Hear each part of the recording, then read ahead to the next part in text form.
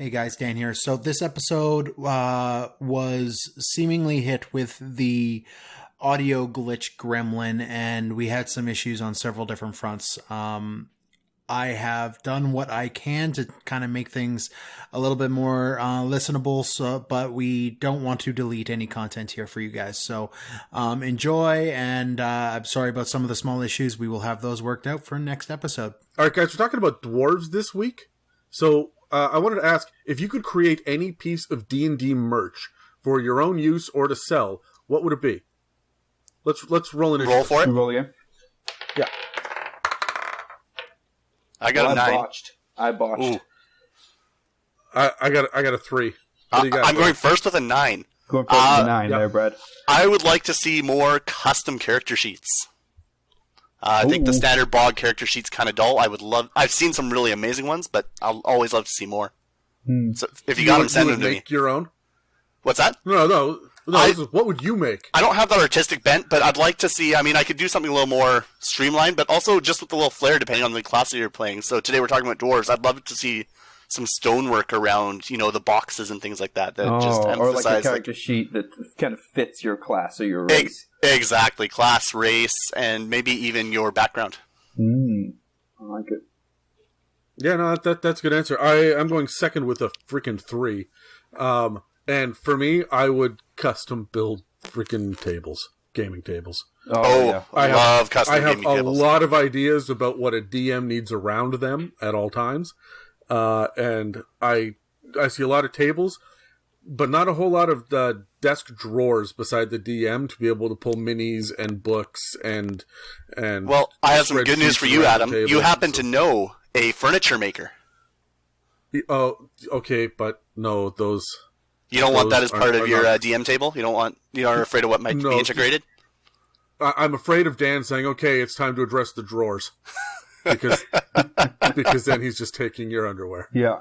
Maybe Dan can make us a DM table just going along that vein, but not too much, that's suspended from the roof with chains, but there's no table legs.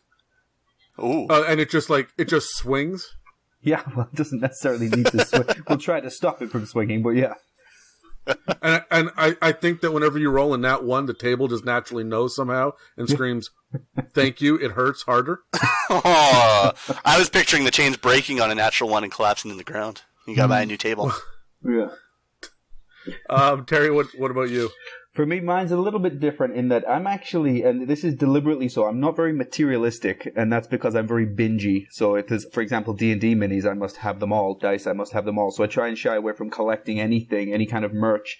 So what I like is non-tangible things. So a really good DM masterclass. Have you guys seen those YouTube ads for the masterclasses?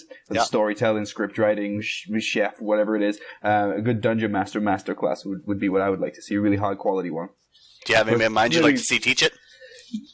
What did you say? Anybody in mind you'd like to see teach it? Probably me. You'd like to teach it? Otherwise, somebody else just takes the money. I still like money. Well, I have good news for you, Terry. You have your own podcast to talk about this shit. That's true. That's true. But we need investors to really ramp up the budget on this, so we can get a YouTube ad and be like Gordon Ramsay and the other directors I've never heard of. Yeah, or we could just get 700 YouTube ads that interrupt every 3 minutes, like every other podcast that I listen to. That would be fantastic. I'm sure the listeners would love that. Fuck. Welcome to the It's a Mimic podcast with your DMs, Adam, Terry, and Brad. Welcome to another episode of the It's a Mimic podcast, the Roundtable Dungeons & Dragons discussion, where you never know what you're going to get. I'm Adam, and with me today are Terry and Brad, and today we're talking about dwarves. Are you guys excited about dwarves? Do you like dwarves? Before we dig into it, do you like? Dwarves are the best race in the game, and I'll fight anybody over it. So will they. I am now excited by dwarves. I wasn't in my earlier days of playing D&D, but I am now excited about them. If I only played one race for the rest of my D&D career, it would be dwarves. Hands down. Not even a question. I like dwarves well enough. They're my go-to basic. Whenever it's time for a new edition, I'm going to start with dwarves, and then I'll play halflings for a little bit, and then I want to see what weird stuff comes out and whatever Player's Handbook 2 or Xanathars or Volos, or like I'm looking for the weird stuff beyond that. But you can definitely have fun with other stuff, but a mainstay for me would have to be a dwarf. Yeah, I always start with dwarves just because I know what I'm getting into.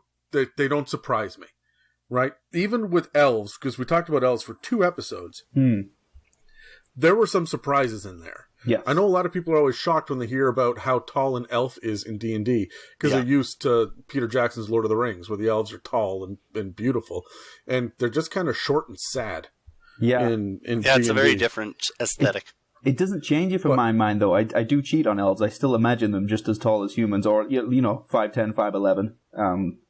So it didn't really change it for me. But when it comes to dwarves, I mean, we're all picturing the 4'10". Yeah, they're short, they're stocky, they're bearded. Yeah. Even the women. They're not, Brett, though. There's a picture in the player's handbook, and she clearly has no beard. I checked. That was one of their younglings. Oh, yeah. Sorry. That explains the smaller totally hammer. Fucking with you, Terry. Sorry, what about smaller hammer? No, nothing. No, Dan is not on this episode. We don't have to be uncomfortably sexual about things. Oh, fantastic. Yeah. I can drop that energy. Thank God.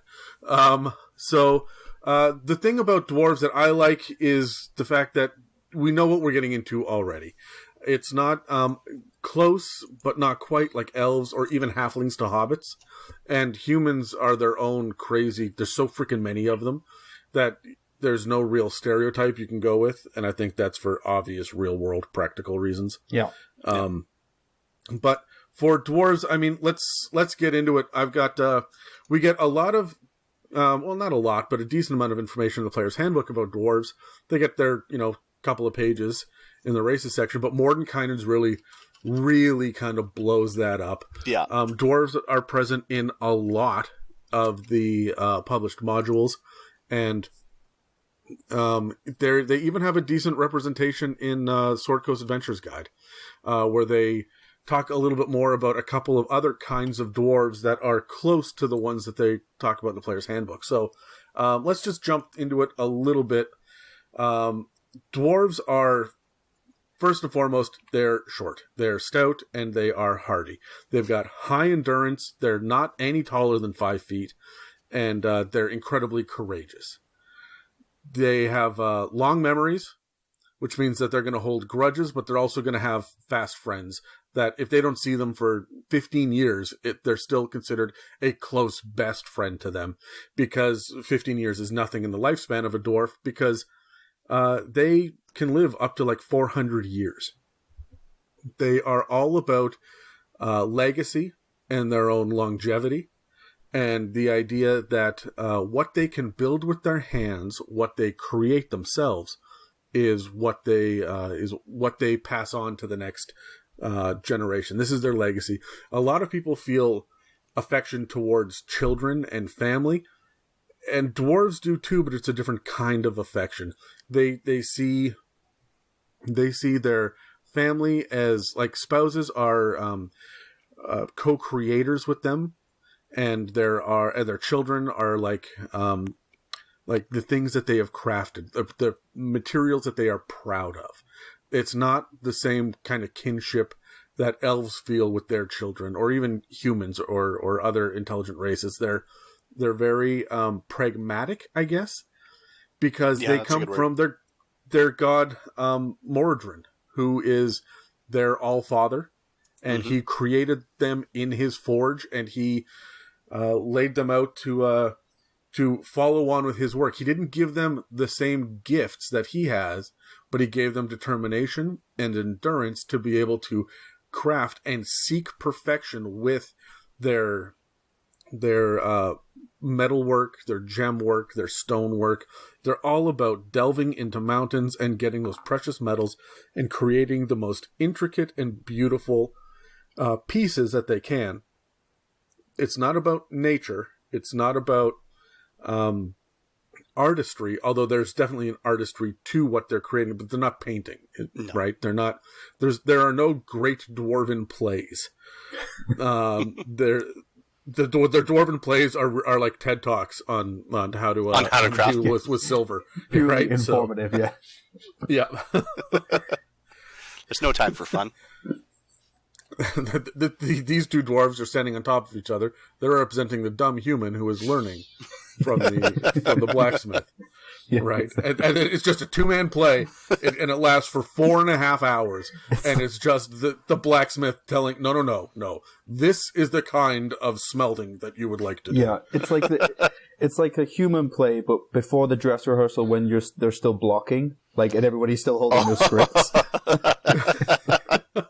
Well, yeah, who's going to waste time rehearsing? Yeah. So the dwarves themselves are loyal. They're very courageous, but they're very slow to trust others. They are not what's the word I'm looking for? They're not overly friendly, because even other dwarves outside of their clan. Now, their clan is essentially their kingdom. Okay, and their clan is it has a king or a queen, sometimes both, and they run the area usually inside a stronghold, which is built primarily for defense, and they don't let just anybody in. Even their friends from outside, whether it be humans or halflings or whoever it is, even other dwarves will still not be allowed in certain parts of the stronghold. Because they really like to be segregated. This is mine, this is ours, and this is where we live. And you're welcome here, but you are very much a guest under my roof. Yeah, and I think that plays in with rules, right? They have rules in place, and an outsider won't know the rules, so they have to be limited, right? It's a very structured society, and they can't trust just anybody to stay within their structure. Well, it's not just rules. They're relatively suspicious as well. I mean, they don't like the chaotic nature of elves. And, I mean, they think that halflings are nice enough, but they're not courageous at all. There's no, like, famous halfling or poems about famous halfling warriors, right? Like, you have humans, but humans are so short-lived that how well can you really know someone in the span of their 40-year lifespan? Yeah, it's an interesting comparison between dwarves and humans, right? They really appreciate the ingenuity, the adventurousness of humans, but the fact that they're not going to live long, they don't really want to build a bond, because what's the point? They're going to be gone and in a blink of an eye, and then that'll be that. Yeah, I kind of see it as the fact that of limiting where outsiders come in, I think speaks to their loyalty with each other as well. So, I mean, you as an outsider, that one dwarf may say, hey, look, I know you, but the other 300 people here do not know you. And out of respect for that, I can't let you into their area. It kind of like, I see it as a loyalty and a respect that they have for their own kin. In that, you know, if everybody else does not know you, I shouldn't let you in here. Yeah, I totally agree. Yeah, I mean, they really are all about the clan first. Well, they're about Mordrin and their pantheon first, then their own personal accomplishments, then their clan, right? And that seems to be the order they go into. They've got these familial structures. I mean, the elders are seen as teachers that have to be followed. Their spouses, like I said, are considered, you know, co-creators. They don't fall in love the way that the average human or half-elf or halfling falls in love. There's, like, I'm sure that they've got poetry the way that Klingons have opera. Yeah. Like, it's there, but it's kind of brutal. Yeah. Well, there's a pragmatism even in the relationships, I feel. Right? Oh, 100%. A partner's chosen because they can be, you know, there's an advantage to it. It's not just about the emotion of it. It's about the pragmatism. Yeah. Yeah. And I would say that I would see that there would be arranged marriages, or at least like there's like a courting section or like ceremony where a bunch of different eligible bachelors and bachelorettes all get together and they're like looking at each other and they're just holding up, look at what I've crafted. Do you like this? Do you see this? Looking for someone good with rubies. And then this over here, I see a lot of silver. I'm like, who can work with topaz, right? And like I feel like that's how they decide their marriage. I want to circle back a little bit on your arranged marriages as well. I can see them also using marriage to establish power and to establish governance and to establish, level within the family. Well, it's funny because there's not really a whole lot of diplomatic intrigue with dwarves the way that there are with elves, especially drow, right? With dwarves, you have your king or your queen of your clan, and you follow them because you are part of this clan and that is your job. If you betray your clan, that is the worst thing that you can possibly do. Absolutely, but I could see a marriage being used to bring clans together. Let's say that two kings from separate clans have decided that they're going to work together to form this new mine because they realize it'll be advantageous. And I can see them marrying their children together simply to establish that. Well, because basically a marriage bond is just an additional bond on top of what dwarves are already making. Right? Their word is good. And so you put a marriage on that as well. I imagine their divorce rates are pretty low. I'm curious to see what the divorce court in Dwarven society looks like. They like, God damn it, she now owns half my beard. But I own half of hers.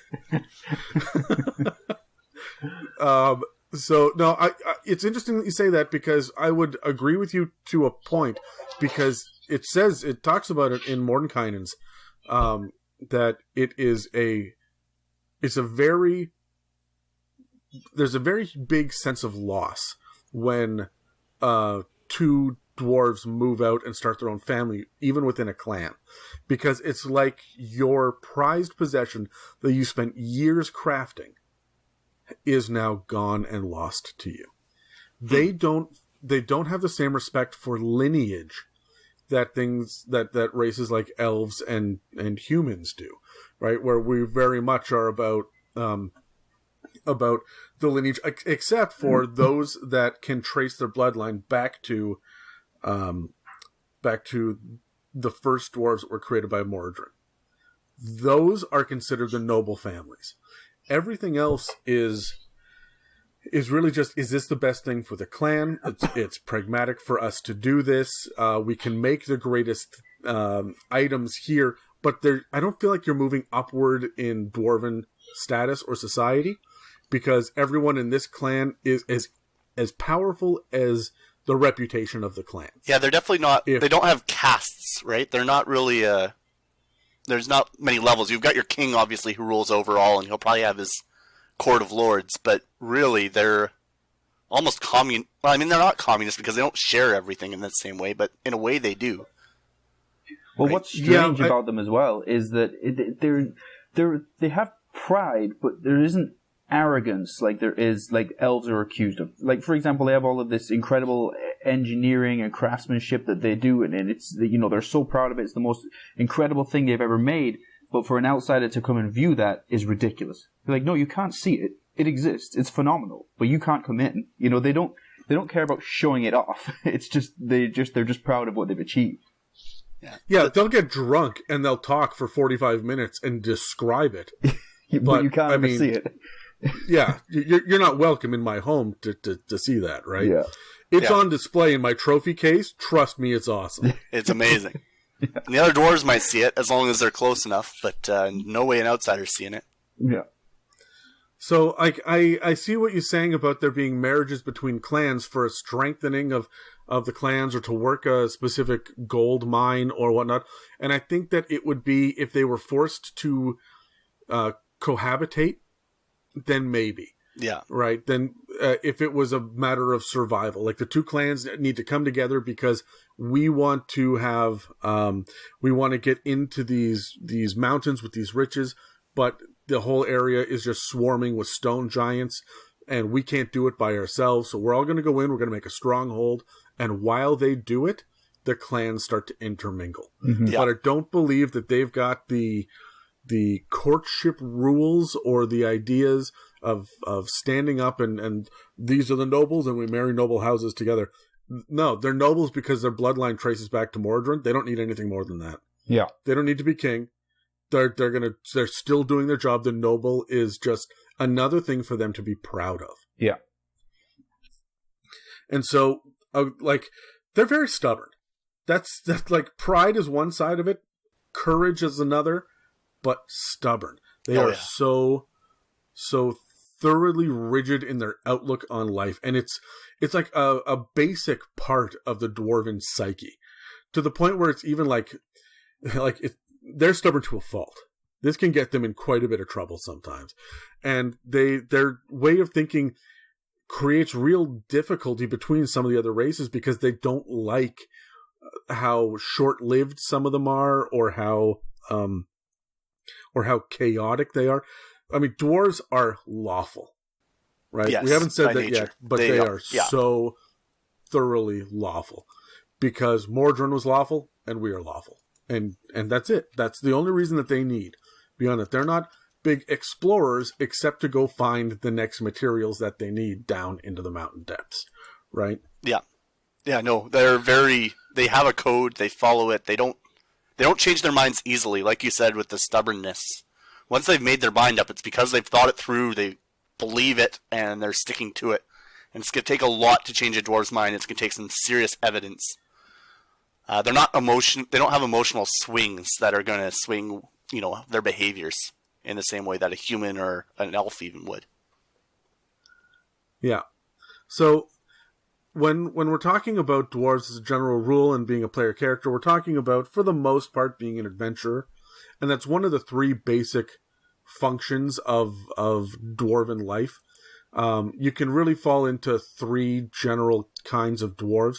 One is the support of the community, which is your brewers and your tending crops and kind of the domestic side of things, and like your shopkeepers and your merchants and that. The second one, which is equally large, is those whose occupations are about crafting, right? Smelting, smithing, gem cutting, sculpture, things like that. Mm-hmm.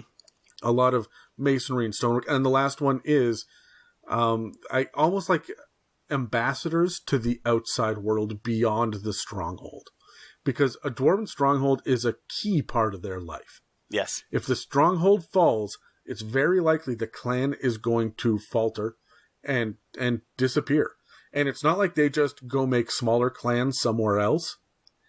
They will go out into the world and be lost and yearn for their home and not be able to get it back. But they will consistently try to get it back. If a dragon displaces them, they will try to go back and get it. But because most of them are smiths, they're crafters of some sort, or they're based around building a community, they can blend into multicultural societies really well, but they're not warriors. The average dwarf is not. They're hardy, they have endurance, you don't want to fight one, but they're not trained military warriors as a general rule. No, and I mean, you'll find them in communities all around whatever world you may be building. They're dispersed fairly well, and a lot of those, will be displaced clans, right? Or yes, adventurers who decided just not to return for some reason. Yeah. I guess there is also the small group that is considered the leadership, whether they're nobles or the royalty. And when they take their leadership role, they've been groomed, almost like they've been crafted themselves to become a leader and to have strong interpersonal relationships and interpersonal skills. Mm-hmm. But still stubborn. But they're very stubborn because they're there to better the clan.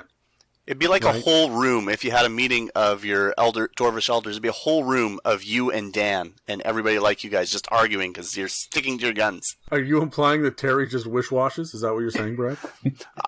Terry's a little more elvish. You and Dan certainly fill that dwarven headspace. I'm very flexible. Flexible, that's the right word. And that's not just because of your workout routine. No, it's because I'm Pisces. You're a fish?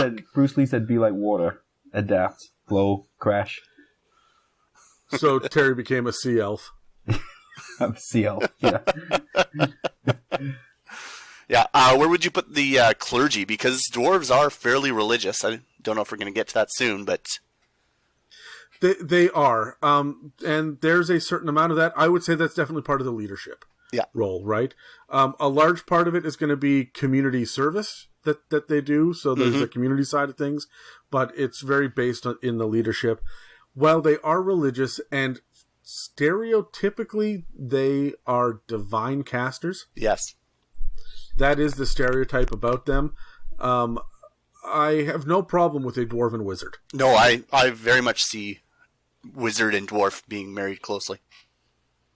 And we can get into different kinds of dwarves and whatnot, and why some will lean in one direction, some will lean in others. But for the most part, I mean, the stereotype is a dwarven cleric. Yeah. Right. You see a lot of dwarven fighters. You see the occasional dwarven ranger. I can imagine a lot of dwarven barbarians exist out there. But you don't picture a whole lot of dwarven monks or dwarven bards. Even a dwarf rogue is probably rare. Yeah. And we'll get into the stat bonuses and whatnot in a minute. I want to talk for a sec about strongholds. Mm-hmm. Let's dig into it. Their strongholds are really castles built into the sides of mountains.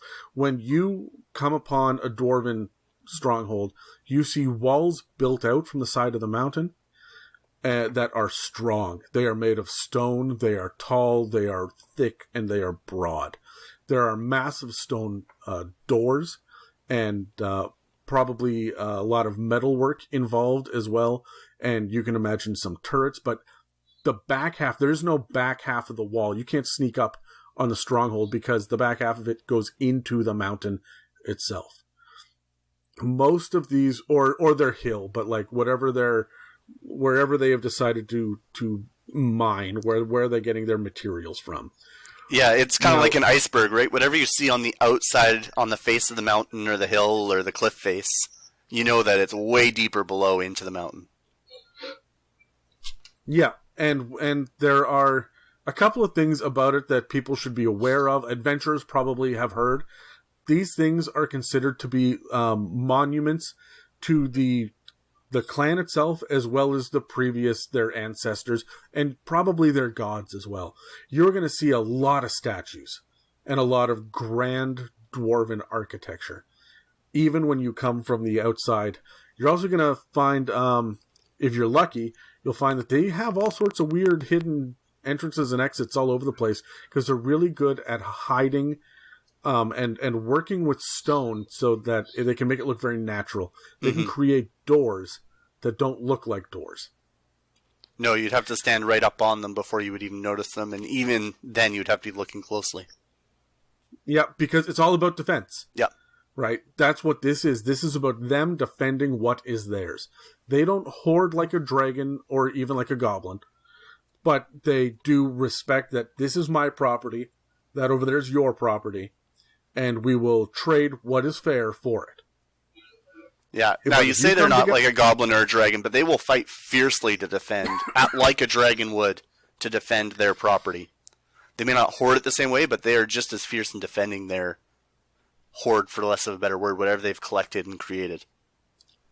Yeah, because their stronghold is their stable way of life, right? And they have spent a lot of time on the inside making it beautiful. Yeah, in my head it glimmers like when you go into... You guys remember Lord of the Rings, right? And they're in the Mines of Moria and whatnot.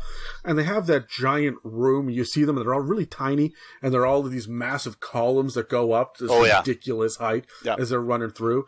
And in my head, that's not D&D dwarves, because there's not enough sparkling fucking gems. And every one of these pillars, these columns, should be a dwarven god or hero. Oh yeah, no, these are carved in. That's holding. They're decorated, seal, right? They're works of art in and of themselves. Every single support pillar would be a work of art. Yeah, and so there's more to it. Like, this is where the pride that Terry mentioned comes into play here. But no, I really do expect there to be these more intense or intensely carved and beautifully wrought pieces of architecture around. That's not just, look at this column, it has vertical lines. I mean, you've got 400 years. You can take your time to really craft something out of even the most mundane piece of architecture or structural support or whatever it may be. Yeah, and there are a lot of dwarves that are working together. This is for the good of the clan. Absolutely. This is for our own majesty of this. And so everybody's going to work together. you're right. It's not quite communism, but there's definitely like a... Yeah, the wealth is not split equally, but it is all for the good of the other, right? The greater good. Yes. Yeah, no dwarf is really putting themselves ahead of the rest of the clan. Stereotypically speaking, of course. Terry, do you have any thoughts before we move on? No, lots of stuff. I mean, I didn't want to like interrupt too much because I know like you were talking about the history and things of it. Not just yet. I kind of want to. I do have some ideas for when we get to talking about using them as players and DMs.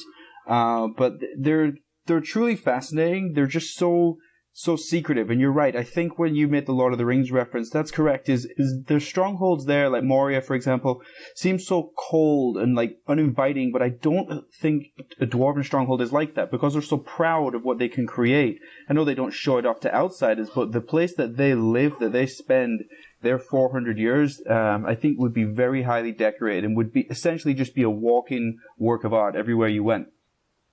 Yeah, I mean, Moria is not the best example either, right? That's a fall... In fact, I think that is a good example because it's a fallen dwarven stronghold, right? It's been abandoned for generations. Yeah, but there was no real sense. I mean, you saw it in little bits and pieces. The grand architecture was, look at how many stairs we have. Yeah. Look at how tall these columns are. Yeah.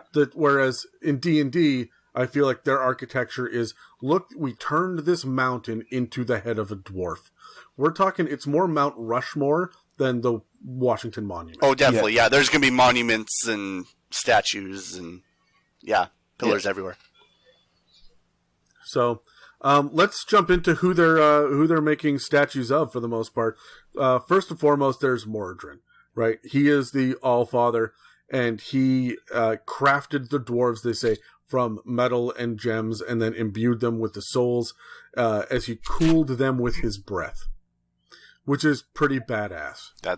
I also like the idea of there being one big hairy god that's just given mouth to mouth to a bunch of statues.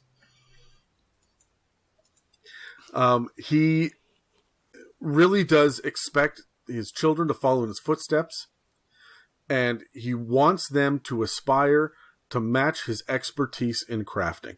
The priests of Mordrin are the ones that they judge and they assess the work of the Strongholds artisans. So they're almost like your foreman. Yeah.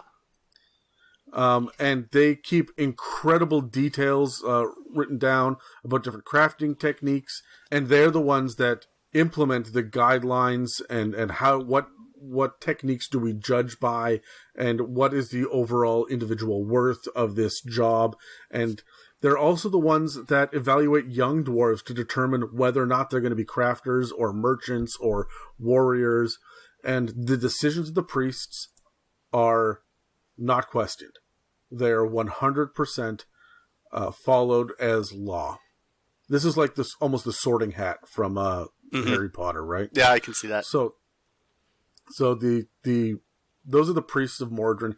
Now there are a shit ton of these dwarven gods. Yeah. I'm looking at them now, and 1, 2, 3, 2, 4, 6, 8, 10, 12, 14, 16, 18, 20. There are 20 of them listed. Yeah. We'll do an episode on the Dwarven Pantheon someday, but the only other one that we should really focus on is Abbath.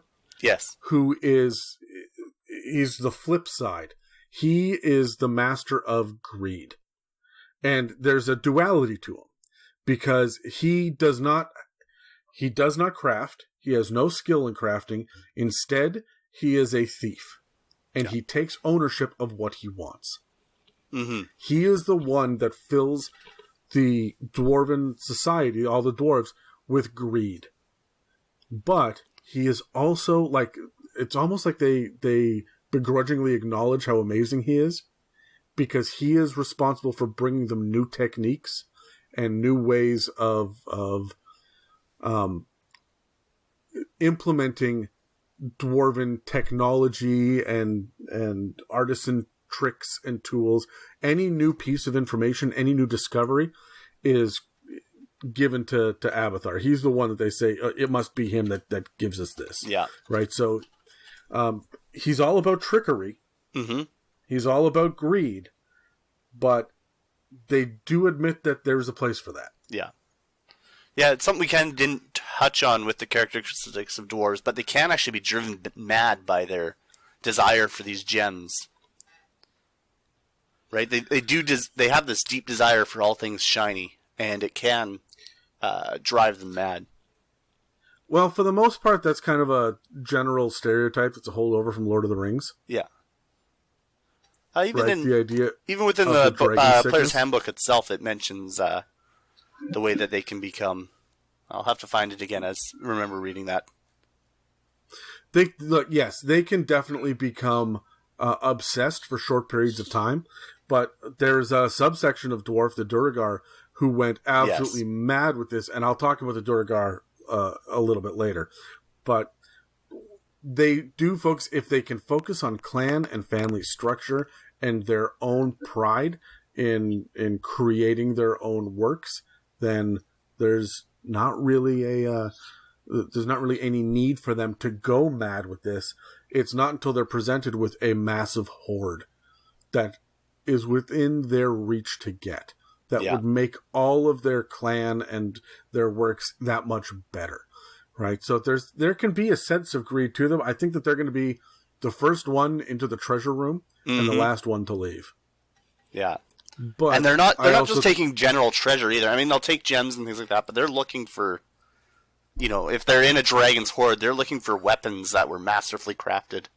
In fact, they might even be on the hunt, right, for a weapon that was lost by their clan generations ago. Yeah, yes, they will be the ones that go in and mess with dragons and try to get the hordes. Well, let's talk about dragons actually, but remember, they're not stupid. No, dwarves are very much going to realize that they can fight again tomorrow. Live today, fight tomorrow, right? And so they're not going to pick fights based on greed. And if they do, they will probably win a lot of the time. They're not going to go and be stupid about things. No, they're not going in unprepared. Yeah, this is not the gnome tinkerer who just wanders into the alchemy lab and says, what happens when I mix this with this? And then blows up half the town. Yeah. Right? They're very much, because they're so pragmatic, they can weigh the risks and know when they are overreaching their abilities. So they have very specific enemies, though, and those are dragons and giants. Orcs and goblins as well. Yeah, but as much as I dislike orcs and goblins, look, orc tribes love messing with dwarven strongholds and taking them over.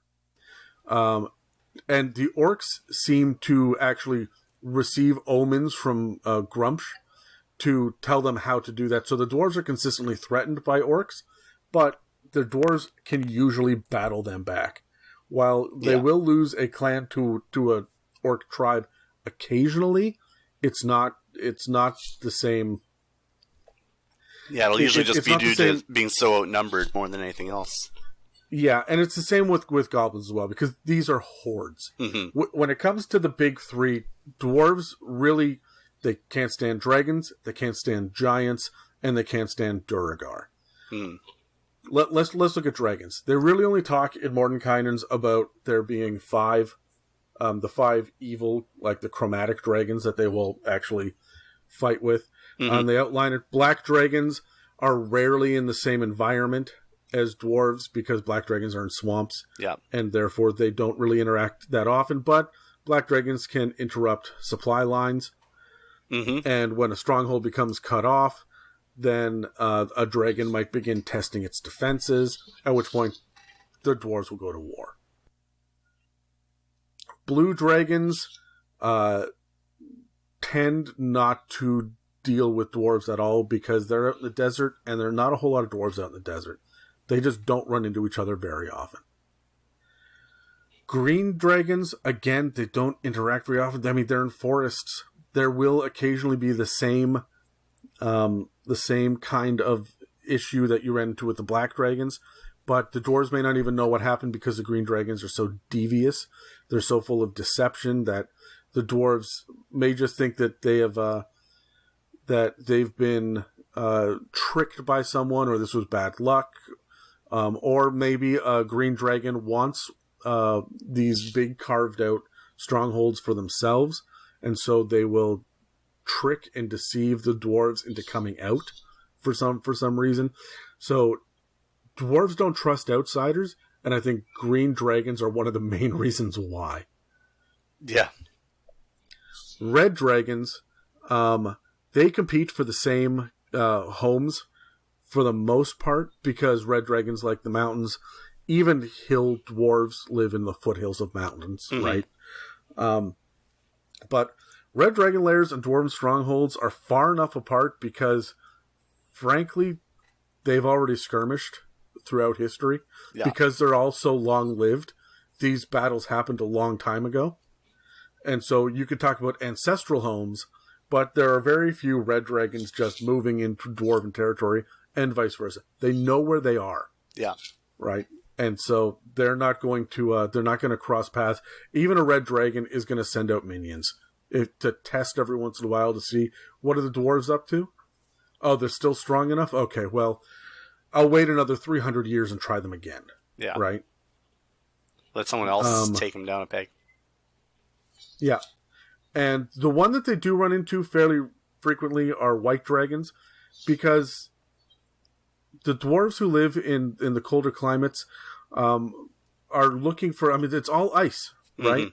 Except for the mountain ranges. So they're going to be heading to the same general locations. They will fight. White dragons are not particularly intelligent and are just as stubborn as dwarves are. So they will go toe to toe, or axe to teeth, as the case may be. And they will have their fights. I can see white dragons moving in. I can see you going to a dwarven stronghold up in the north and discovering a bunch of frozen dwarf corpses all over the place, put on display with the white dragon inside the throne room, slumbering on top of all of their shiny, pretty, wondrous things.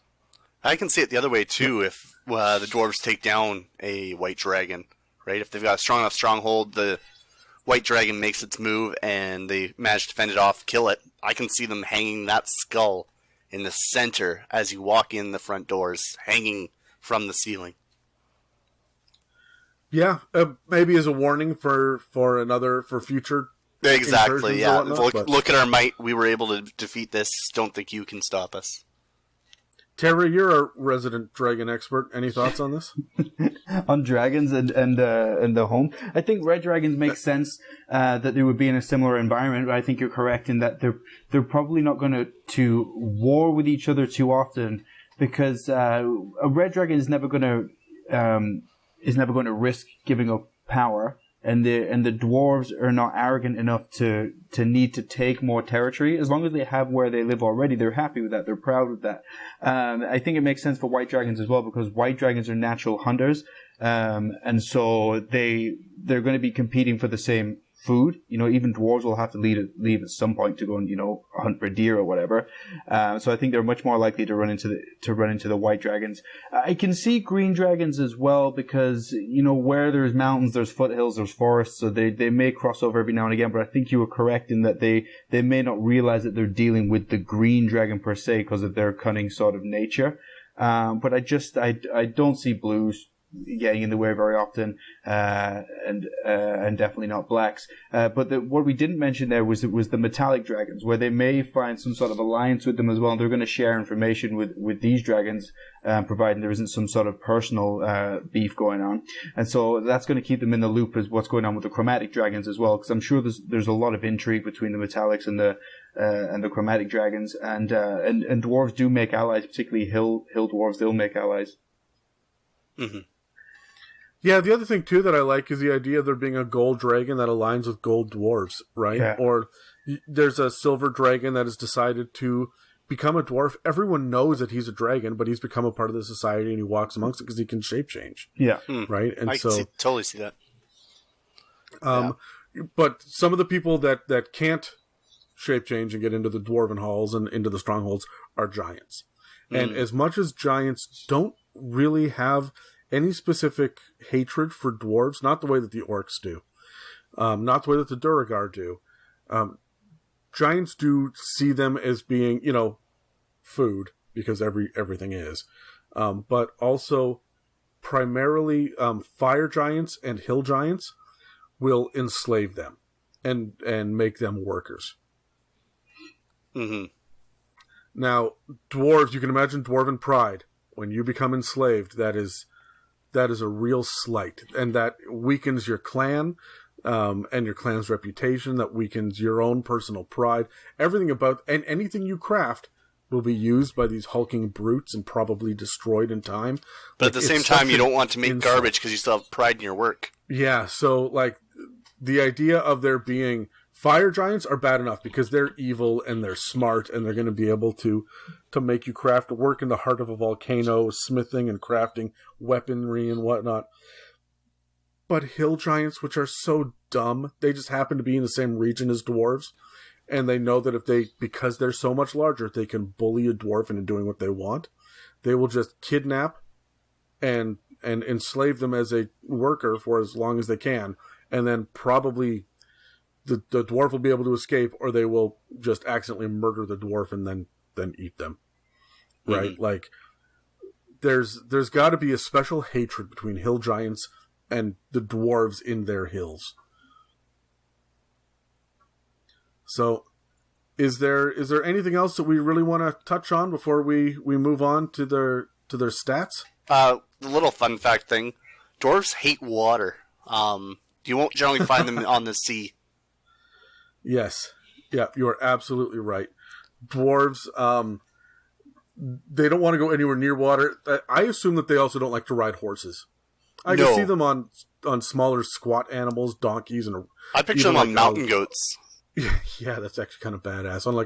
Unlike a dire ram. Yeah, something like that. Mountain goats is good, because imagine how quickly they could traverse across their own countryside there on mountain goats. Mm-hmm. I mean, dwarves are very...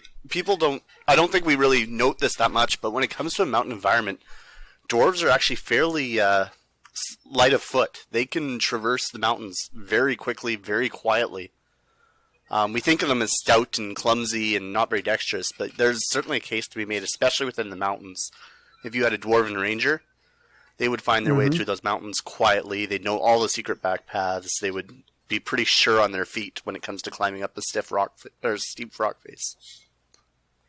Yeah, it's interesting because when you talk about Rangers, everyone tends to go to Elves first. But I can very much see a Ranger or a Druid, because they're divine. Yes. Right? And dwarves are all about the gods' gifts to them.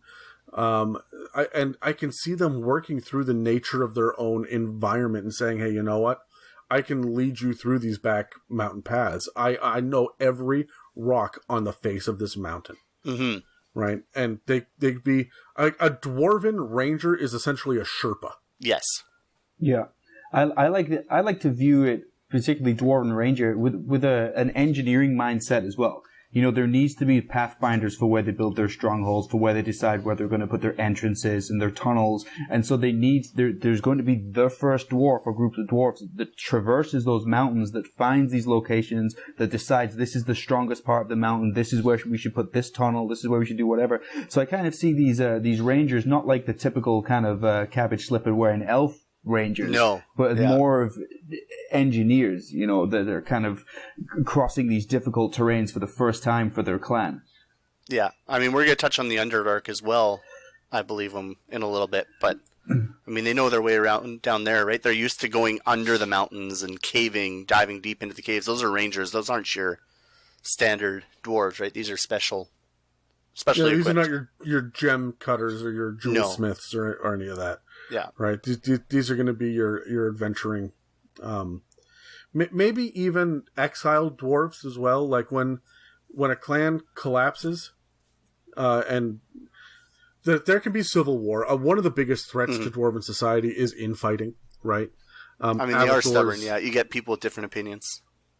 Yeah, Abathor's influence is really gonna hold sway over some people, and so there can be a clan that just half of them leave, and they end up living their life in exile, trying to establish a new clan or whatever. If a stronghold falls, it does tend to scatter dwarves to the wind. If they end up together in small communities, they'll try to rebuild a small semblance of their life. I can imagine, like your downtown has Chinatown and Little Italy. Yeah. I assume that there's Dwarven Town. Oh, for sure. I like that idea. Yeah, I do like that idea. So all the buildings are a little bit closer together. It feels a little claustrophobic. None of the ceilings are quite tall enough. Yeah, I like the idea of there being a little dwarven town. Yeah, you go sit in at a table at one of the bars, and it's just a little. You're sitting just a little too far down. The table doesn't come quite high enough on your chest. Yeah. Have you guys ever been in older buildings? And I mean, like a couple 100 years old. My grandparents lived on the east coast of Canada, and my grandfather actually built the house that he lived in, that my mom was raised in. And it's funny because they talk now about, people are bigger now and they're taller now. And it wasn't that long ago that people were smaller and shorter. And walking through the hallways, because he built it to what they needed, right? And walking through those hallways, it's smaller. It felt smaller. I felt bigger in this area than I did I have the my same own thing home. with my wife's grandfather built a house for his mom over on the island. It's the same thing. Every time you walk in there, you go down the stairwell and you have to duck when you get to the bottom of the stairs, and everything's just a and little all narrower. of the stairs are narrower as well. Like the steps your are closer together. Larger. So I feel like that's what it is like when you're walking through a dwarven stronghold or in through Dwarf Town. Absolutely. Right? So I guess the last little thing that we should mention is dwarves love their drink. I don't think this is a surprise to anyone. Dwarves like ale. Yes. But do we need to... not every dwarf is a drunk. People love to play drunken dwarves. Yeah, I think that's a stereotype that's a little outplayed, but to enjoy... I don't think they drink water. No, I think that they drink water by necessity. Yeah. Right, and that's it. But they would much rather drink ale or mead or lager or whatever it is. Not Bud Light. No. Well, we said they only drink water out of necessity, so. Terry, what is a dwarf's favorite kind of beer? Actually, let's roll initiative. I got an 18. I got a 15. I got a 2. Okay, well, I asked Terry first, and then he's going last. This is typical. You never know what you're going to get. I rolled an 18. Honestly, I can only picture them drinking Guinness. Just a stout. Yeah, I was going to say, a stout as well. That's what I picture them. I mean, maybe they're really into the artisanal IPAs. Oh. No, that is an elven drink. No. Craft beers for elves. That's right. I don't know. I see them drinking your stouts and your porters and things like that. I can't see a dwarf drinking a mass-produced drink. I think they would have artisanal drinks. I think that makes perfect sense. I'm not talking like mustard. I'm not talking mustard sweaters and toques in July, but I mean I think definitely they definitely take pride in the crafting of the beer. Hold on, small for the American listeners. A toque is a beanie. Fuck. Is that what a toque is a toque? A beanie is a toque. Get it right. Sorry, America. I don't know why we're apologizing to you, but yes. Anyway, like artisanal beer, I think is definitely very dwarf-like. I don't think in the fantastical world of D&D we've got a lot. I don't know if we have carbonation, so I don't know if it'll be a fizzy beer. So probably something like a stout or something. Yeah. Or imagine they like a good chocolate porter. Yeah, there you go. Yeah, I like it. Do you picture, because they're underground so much, they must be vodka too, right? Like, they're eating root vegetables, they've made vodka. Yeah. I think that's fair. There's got to be a distillery down there for sure. Like, my backup, if I don't want to do the Scottish voice stereotype for dwarves, my backup is Russian. Yes, Russian 100%. Dan's is Russian too, but it ends up being Jamaican if you give him long enough. Yeah, but that's only for one session. The next session, it'll be South American. And somehow Icelandic. Actually, Icelandic dwarf. No, I'm digging that now. Dan does a phenomenal Icelandic accent. Or a Swedish dwarf. you know what? I could see a lot of like Norse dwarf. I mean, there's a lot of parallels there as well. When you're thinking about a dwarf aesthetic, you're thinking about, you know, the fur cloak or cape and the Viking helmet. Like that makes a lot of hell. You look at that horrible, shitty Dungeons and Dragon movies. Yeah, the one from 2000. I am so glad that you brought that up, because I promised myself I would not be the one to bring up Norse mythology in this episode, but I'm ready to go down this rabbit hole. It seems to make sense. I mean, Sven is a very dwarf-like name, if you ask me. Well, yeah, it's funny that they have such direct contact with the giants, but there's not a base animosity, because these are the two big Norse mythology creatures as far as D&D is concerned, right? It's the giants and the dwarves. When you look at the runes for either of them, you can see the Norse mythology behind it. But again, dwarves are not going to be on wooden ships shaped like dragons. That's right. No. They're not Vikings. They're not Vikings. Right? But yeah, my love for Norse mythology into my D&D is well documented on this podcast, so I won't tread that road again, but absolutely, I very much tie dwarves to Norse mythology. All right, so let's get into some of their traits. I'm gonna talk about the base dwarven traits, and then we'll cut to a commercial, and we'll come back and talk about the sub races and what each of them have to offer. Let's do it. There's not a whole lot on those, but No. but let's dig in a little bit. First of all, every dwarf gets a Constitution score increased by 2. That makes perfect sense, not only for their durability and their endurance and their ability to work with stone and gems, but also their love of the drink. Yeah. You're living underground. You're going to have to be pretty hardy. Yeah. They are considered children until they reach the age of 50. And on average, they live to be about 350 years old, but they can get as old as 400. Yeah. They're almost entirely lawful. And they believe in fair play and that everyone deserves to share in the benefits of a just order. That kind of ties into that, not communist, but communist.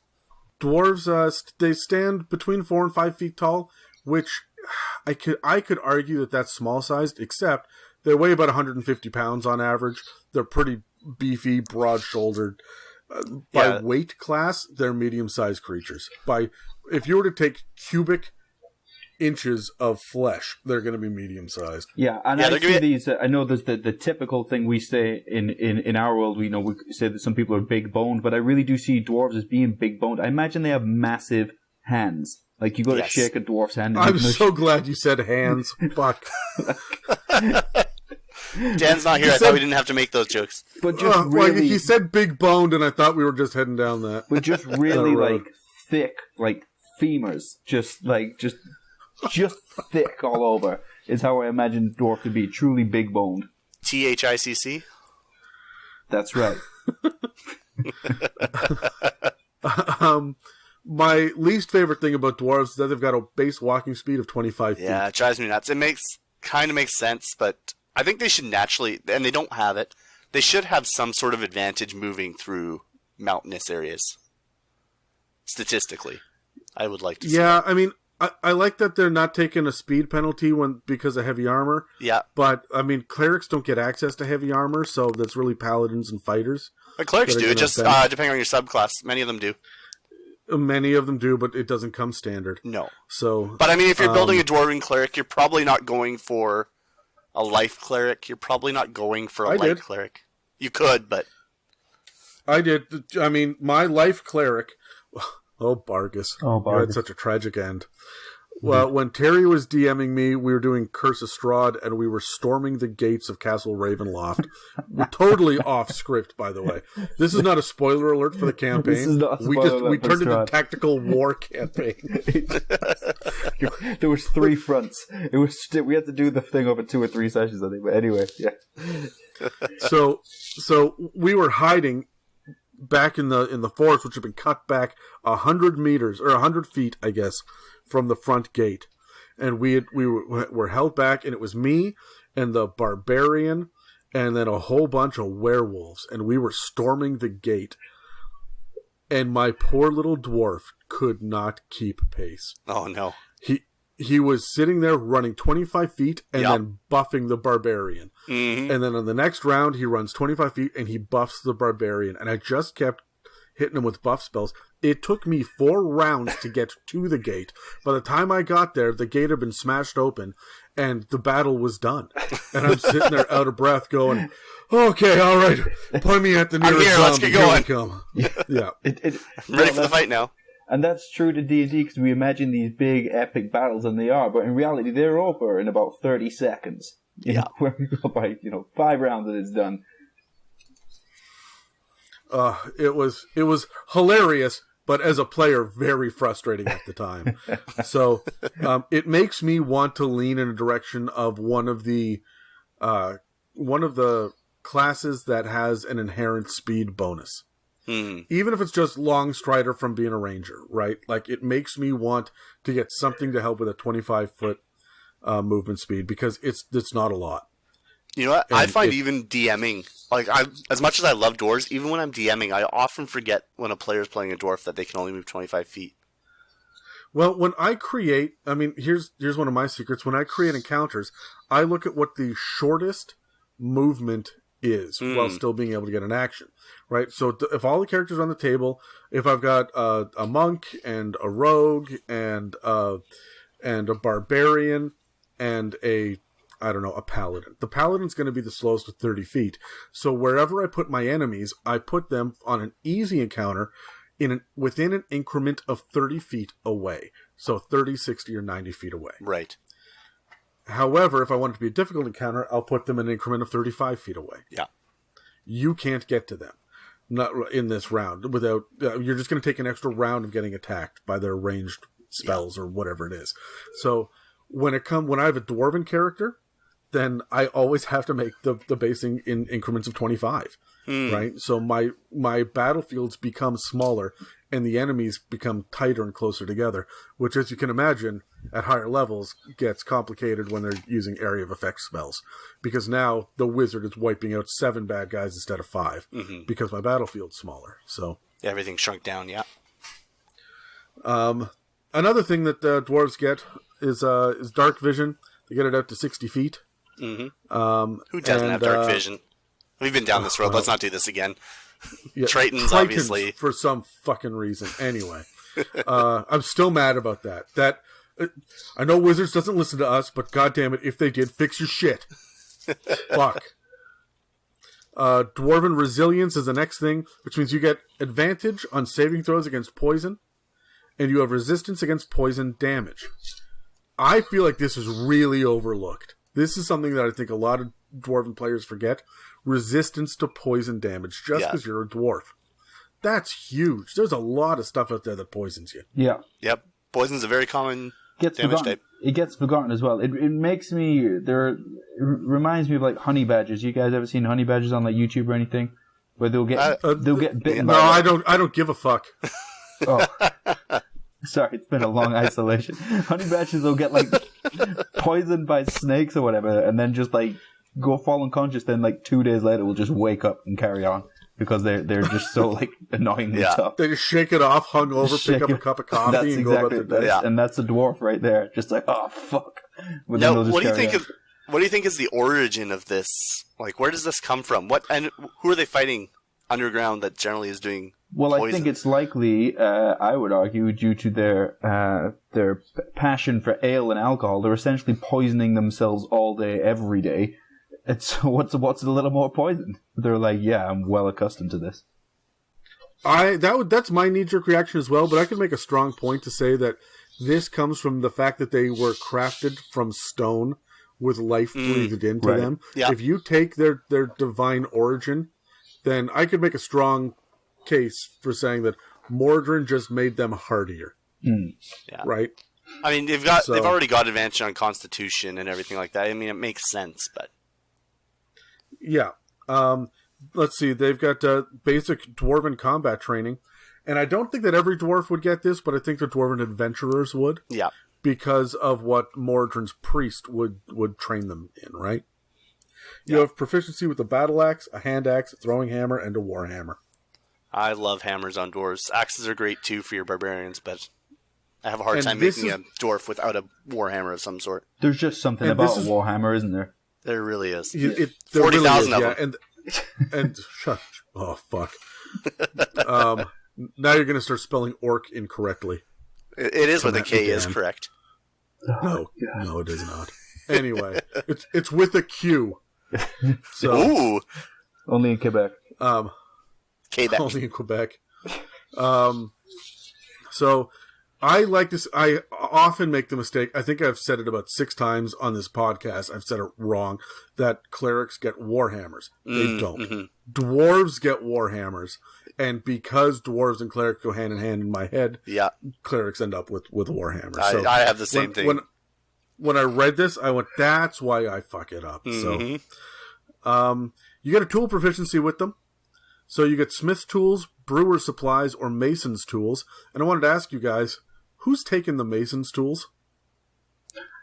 I could see it in if you're going underground. If you know that you're going to have a campaign where you're going to be going through a lot of rock tunnels or things like that, I would take them.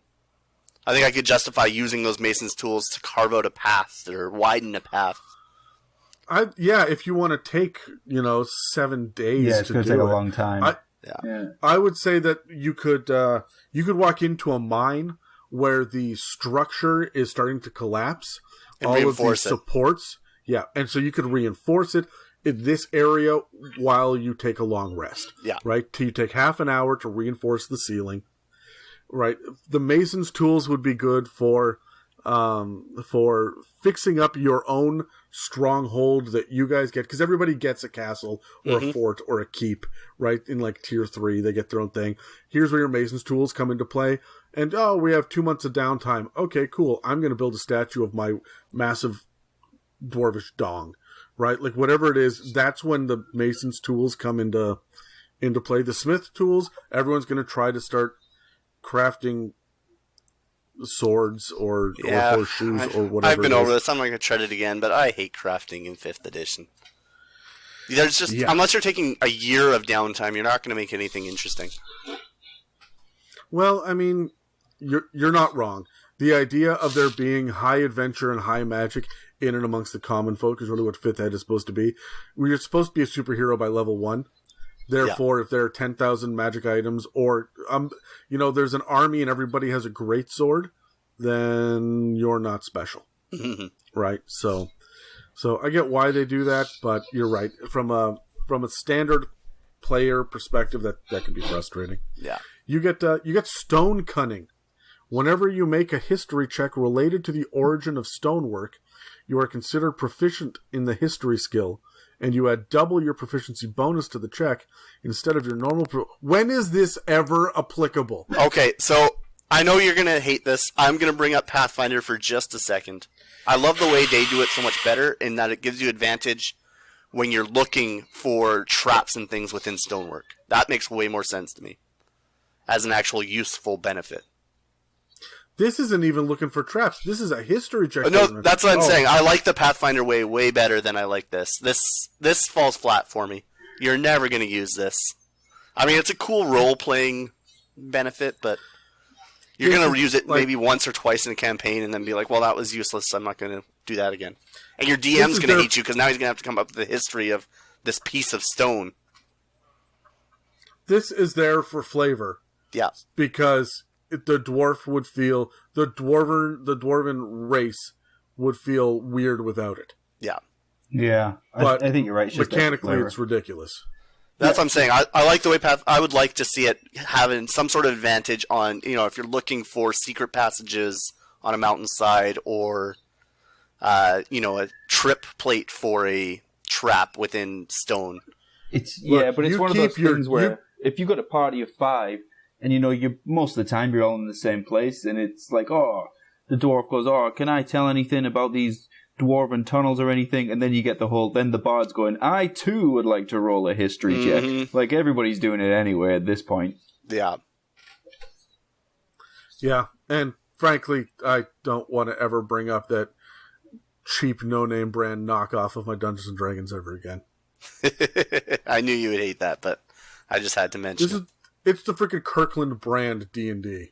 That's what you're dealing with here. I still say they do a good job with the stone cutting. I'll give them credit for that.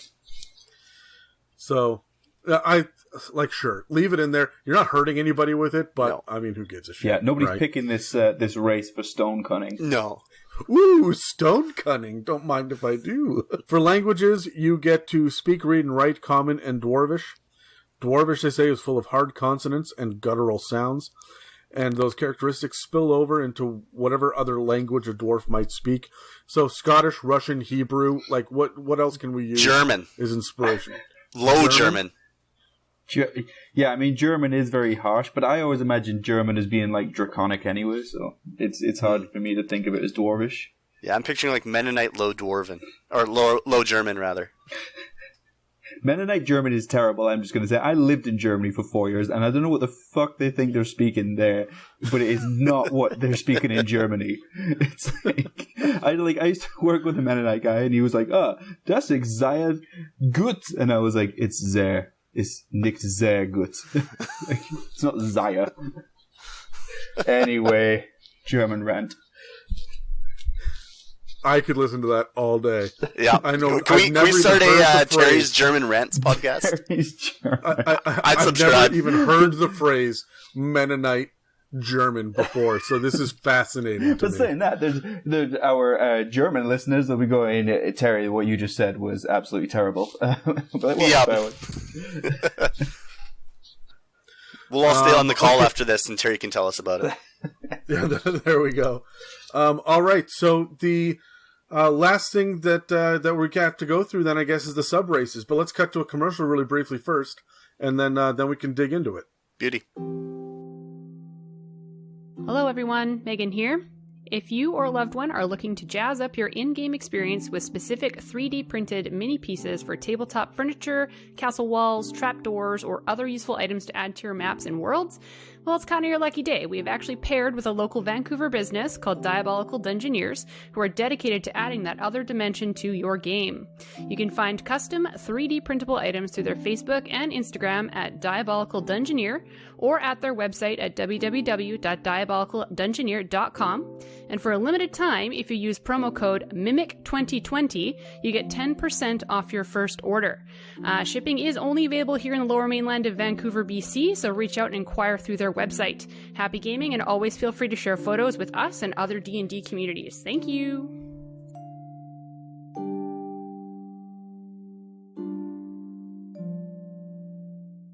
All right, so we've broken down the basic truth of the overall concept of what a dwarf is, and it breaks down to really two sub races. Now there is a third, and we will talk about them. It's kind of been the elephant in the room.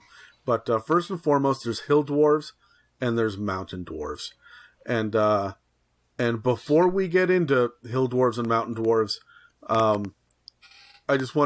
want to say there's also shield dwarves and gold dwarves. Mm-hmm.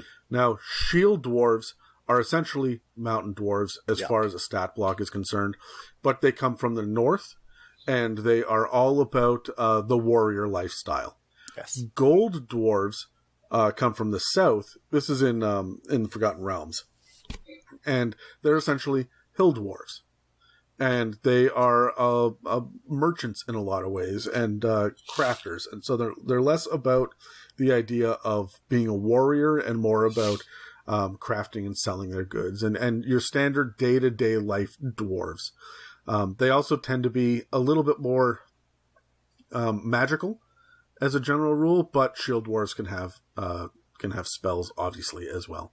Mm-hmm. So the third one, the elephant in the room, is a Duergar, and so we will be talking about them a little bit later. So buckle up. But let's roll initiative and see what we're going to talk about first, shall we? All right, let's do it.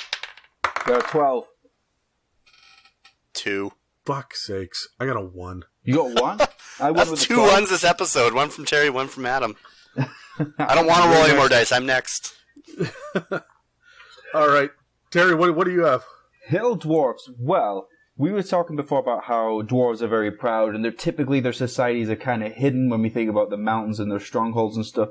Hill dwarves, because yes, their strongholds will be built in maybe the foothills of mountains or more hill areas, because they're naturally more exposed to the world, they are a little bit more open to the world. And so because they can't fortify behind mountains, they're more likely to make alliances with nearby races or communities that they trust. So maybe elves, maybe humans. And the reason being for this is because we said before, they're slow to trust, but once they have that loyalty is hard and fast and stays for generations. So those alliances that they've built, they're concrete. But initially, of course, they're very suspicious of outsiders, and this is how they protect themselves. So with regards to ability score increases then, when you pick Hill Dwarf as your subclass, your wisdom score will increase by 1. I'm okay with this because the hill dwarves, and so because they're more exposed to the outside world, they need to have a little bit more perception, a little bit more wisdom going on of what's around them. So it makes sense for me. They also get dwarven toughness, so your hit point maximum increases by 1 and continues to increase by 1 every time you gain a level. I like this because it's a little bit more. So over the course of 20 levels, if you stay the course throughout your campaign, you'll get an additional 20 hit points. But instead of, I don't think the min-maxing route where it's like, I can have a mega powerful character now. I think, this gives me some freedom to maybe take the hill dwarf in a direction like a wizard or a weaker class, where it can be a little bit hardier and I can be a little bit braver with it. I agree with you. Look, the wisdom just speaks to the divine caster, right? Like, that's what I'm looking for with this. When it comes to a cleric or a druid or even a ranger with the ranger spells, the wisdom score helps. And I'm just thinking, for the druid or the cleric who is going to be a hill dwarf, they get the +2 to their constitution score, and this increased by 1. Your hit points are through the roof. If you're going to be a light or a life cleric, let's say, now you really have the ability to take a little bit of a beating here. Yeah. Because you are going to be able to get in there mixed up with your warhammer. You're going to be able to heal people. You're going to be moving back and forth at 25 feet around. Yeah, not as far, but. But the wisdom helps your spell save DC and your spell attack modifier, and I don't know. It really does scream this is the caster kind of dwarf to me. Although it really screams ranger as well, right? Yeah. Like through the hills. Absolutely. Think about this with the D10 hit die. Yeah, you could make a pretty beefy. Yeah, you can have a hardy beefy ranger character there. Yeah. All right, Brad. What do you have for us? So I'm tackling the mountain dwarf today. So your mountain dwarves they're the ones who are, when you picture a dwarf, that you're picturing a mountain dwarf. They're the ones who are building their strongholds into the sides of mountains. They're tough. They're strong. They get bonus to their strength score of 2. They also get proficiency with light and medium armor. I would like to see heavy armor. I can understand why, for balance reasons, they're probably not doing that. But and the reason I say that is because mountain dwarves tend to be they all receive some sort of martial training because of the wealth that they're accumulating within their mining operations, within their treasure hoarding. They're frequently susceptible to attacks. There's people who want to come in and take that from them. So every single mountain dwarf receives some sort of martial training to be prepared to use armor and weapons in case of a raid from outsiders. They tend, because they're building into the side of the mountain, they tend to actually come into a lot of conflict with the Underdark. And you'll cover that in a little bit, and we'll cover that in another episode. But yeah, they tend to have a lot of interactions with other people's wanting to take what they've collected. They really revere their miners. So the ones who are digging the tunnels, who are gathering the riches and the valuable metals that are used for creating weapons and armor and for decorations. So they are very much your stereotypical dwarf is the mountain dwarf. I like the mountain dwarf. You're right. This is your stereotype. Yeah. Right. I don't have much more to say. No. Everything that we've said about dwarves up till this point is true for hill dwarves, but there's also this. But no, here it is. This is a mountain dwarf that just That just makes sense. Yeah, I mean, basically everything we discussed in the intro was really aimed more towards mountain dwarves. There's a little bit more fleshing out and a little more variation with your hill dwarves, but your mountain dwarves are very much your base dwarf, in my opinion. Okay. Now, I went last, and it's a good thing because I have Duergar. Lucky you. And Duergar are their own unique beasts. Guys, let me tell you a story.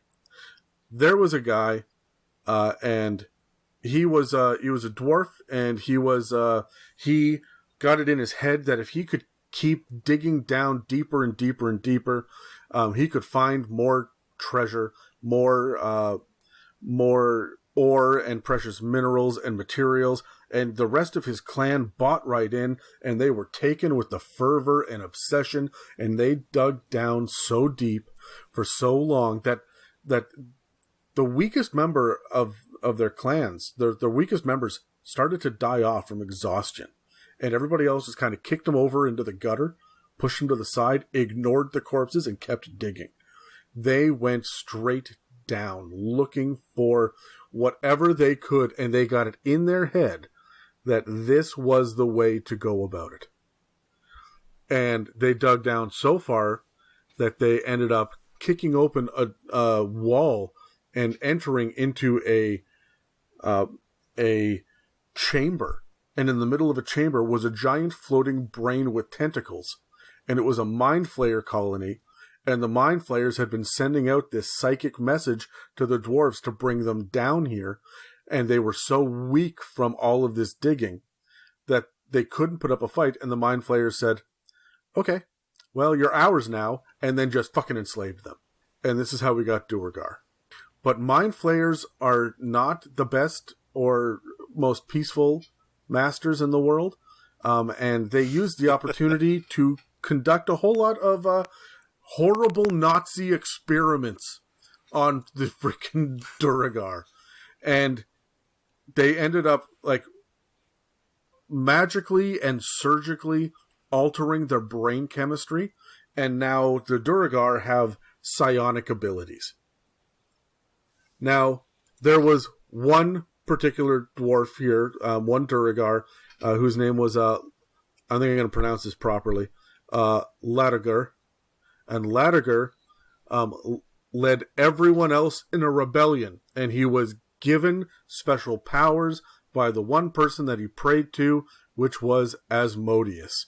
That's right. Mm-hmm. The head honcho down in the Nine Hells just said, yeah, you know what, I fucking hate Lolth, because Lolth is a demon, and she's getting, pretty uppity, and I fucking hate her. You guys need some help. Let's make a deal. I will free you. You guys do everything in your power to undermine Lolth and the Drow. And the Duergar are just like, look, man, Anti-Mass is better than these fucks.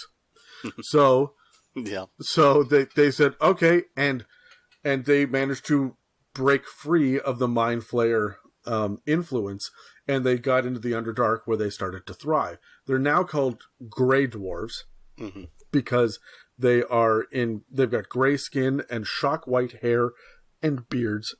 And Ladagar, who was the leader of the group, has actually been granted god status by Asmodeus now. So they've got a legitimate pantheon all to themselves, and they've been told that they've got really 3 ways of looking at life. 1, our pockets are never full, and what that means is that they are always looking for more items, more wealth. They will continue to be pushed forward in order to get what they think they believe they're deserved, what they're owed. Our fight is never done.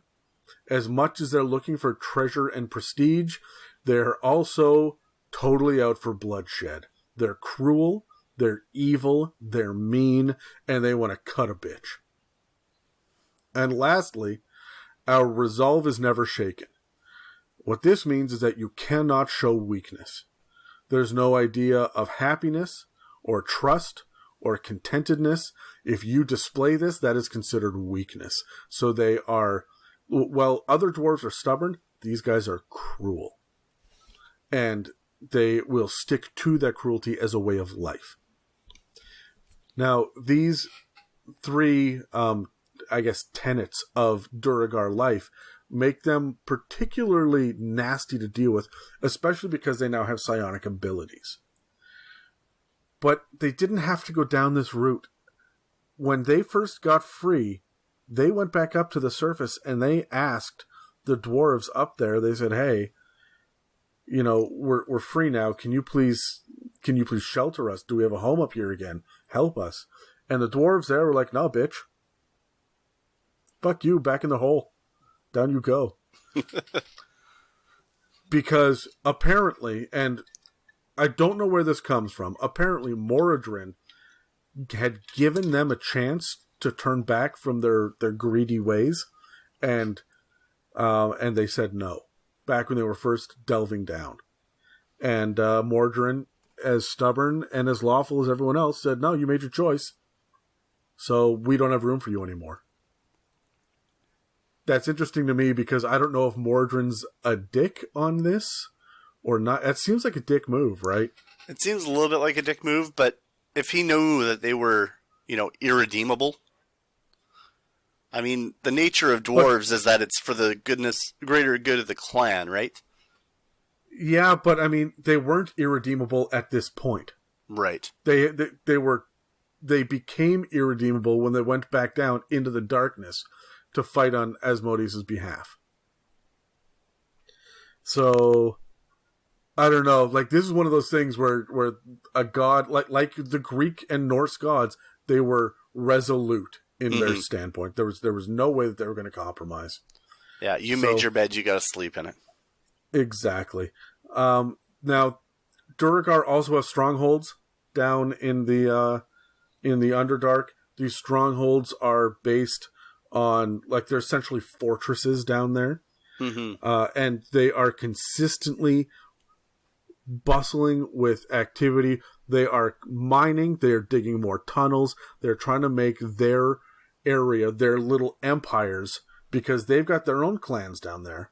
They've got their empires, and they're trying to gain more and more power to take out the drow and the mind flayers. It's a fight on sight for these guys. Yeah. But like everything else down in the Underdark, they're also slavers. And they will find darrow and deep gnomes and surface dwellers that have wandered down here or that weren't paying attention too close to an opening up on the surface. They will just kidnap them and turn them into slaves. The Duergar have gone from slaves to slavers. Yeah. So this has got to be one of the hardest playable races to actually play and reconcile with the rest of the party. But I really like them. I think that they're a lot of fun, but they're going to be so rare as adventurers, especially out on the surface of the prime material. And that was going to be my next question. My question for you, as a DM, would you allow a player to play Duergar in a campaign that wasn't set in the Underdark? Yeah, absolutely. And here, I'll tell you why. Because while the majority of this information came from Mordenkainen's Tome of Foes, and from the Monster Manual, there is also a little bit in the Sword Coast Adventures Guide, and that's where the stat block is in Skag. And the stat block looks like this. As much as you got all your other Dwarven stuff, on top of that, your strength score increases by 1, which is half as good as the Mountain Dwarf, right? Yep. Your dark vision is extended to be 120 feet. Up from double, right? Up from 60. Yep. You can speak, read, and write Undercommon, as well as Dwarven and Common now. And you have advantage on saving throws against illusion and against being charmed or paralyzed. Which makes sense given the history with Mind Flayers. Yeah. Yep, absolutely. I think that they've learned now. Anybody that was not, this is going to be survival of the fittest, right? Anyone that was not resistant or didn't have an innate ability to kind of hold that back would have been killed or or murdered in these experimentations that were committed upon them, right? Yeah, but absolutely. then it gets even more powerful. Remember, you guys essentially had an ability score increase and one other little thing for your subclasses, right? Proficiency with a couple of types of armor, or 1 hit point every level. Yeah, it was... So far, I've doubled the dark vision, giving you an extra language, giving you advantage on saving throws against illusions, being charmed, and being paralyzed. And when you reach 3rd level, your psionic abilities kick in, and you can cast the Enlarge Reduce spell on yourself once with this trait, using only the Enlarge option. So you can just become bigger. When you reach 5th level, you can cast the Invisibility spell on yourself once with this trait. That's wild. You don't need material components for either spell, and you cannot cast them while you're in direct sunlight, which I think is kind of a neat little flavor thing there. But if you have it cast upon you, sunlight doesn't affect you. If you do this in the mouth of the cave and then run out into the sunlight, you're fine. Yeah. And you regain the ability to cast these spells with this trait when you finish a long rest. You technically use intelligence for this, but I mean, there's no save or anything here, right? Yeah. So now, in reading this, I was reading this earlier. Would you read that as you can, once you hit 5th level, you can either do invisibility or enlarge once a day, or you can do each of them once a day? It says you regain the ability to cast these spells. Yeah, I guess so. Yeah. I guess that's a clarification at the end. With this trait. So it doesn't say anything about this trait being tied to these spells and the trait only triggering once. Yeah. So yeah, you can enlarge once, you can go invisible once. Per day. That's pretty powerful. And so this is nuts. This is the most powerful of all of the Dwarven builds at this point. Yeah. By a damn sight. Yeah. However, there's a downside. You have sunlight sensitivity, just like Drow. So you have disadvantage on attack rolls and on perception checks that rely on sight when you, the target of your attack, or whatever you're trying to perceive, is in direct sunlight.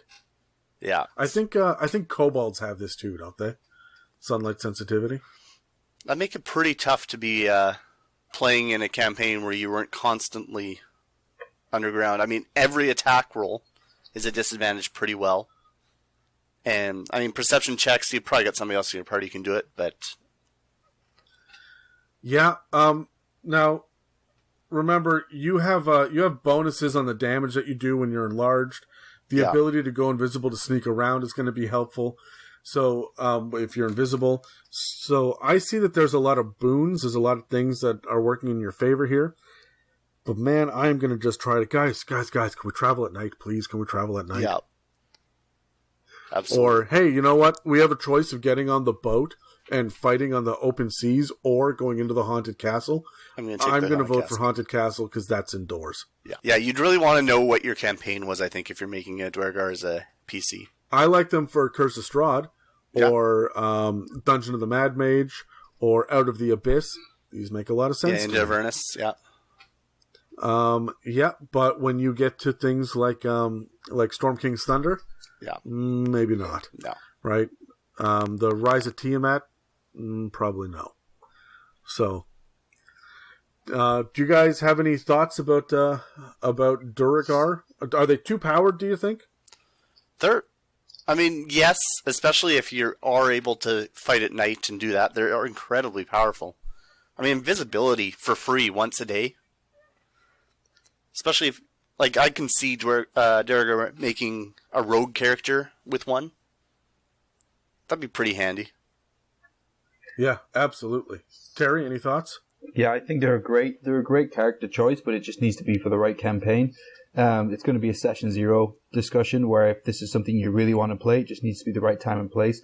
Otherwise, it's just not going to work for the group. You run the risk of pissing a lot of people off, or it can be amazing. It just needs to be the right game. This isn't, you can't just show up to the table like you would a mountain dwarf cleric or something. It's probably going to be just fine. This is a discussion beforehand, and I don't even think just with the DM. I think with everybody for this one. I mean, they're evil by nature, right? So you also have to take that into account. Yeah, but even things like that. I like to twist things like that. I don't like it when, it's good and evil. Well, you know what? You get enslaved, you get pushed underground, you get beaten, you get pushed down, you get told you're never allowed going back to the surface again. We'll see how a person is after that. I mean, I've been in isolation for 3 weeks. I feel like a Duergar myself right now. So. Hair's gone white. Yeah. Skin's gone gray. Exactly. You need a better skincare program, my friend. The other thing that I would say, just to point out, is that you can't enlarge and go invisible at the same time because they're both concentration spells. Right. That's a good catch. So, and it doesn't say anything about casting invisibility at higher levels. So, I would assume it's base level. It's for yourself only. So, all right. Well, let's cut to a quick shout out. Hey everyone. It's Adam here with another quick little shout out for one person that I talk to on a semi-regular basis on Instagram. He's one of the better dungeon masters out there that I've listened to in actual plays in the past, and he's got a fun Instagram page, and he, of course, is married to our good friend Pepperina Sparklegem. This is DM Zion. I don't even know if I'm pronouncing that right. DM Zion. It's DM_Z or Z if you're American. IUNN. So, again, this guy is a great source of information. I know that he's got published stuff up on DM's Guild. He is a wonderful dungeon master, and he's really fun to talk to and be around. Knowledgeable, creative. He's really crafty about stuff in the good way, like he makes crafts, not like he's sly like a fox. I don't know, maybe sly like a fox. I feel like he could be. Anyway, if you're on Instagram and you're not following him, you should, because he's absolutely phenomenal, and he's one of the better people on there that I know that I've spoken to. He can be found again at DM_ZIUNN,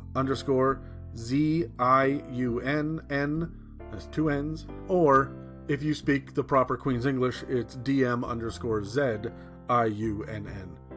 Anyway, let's get back to the main conversation, shall we? Alright, guys.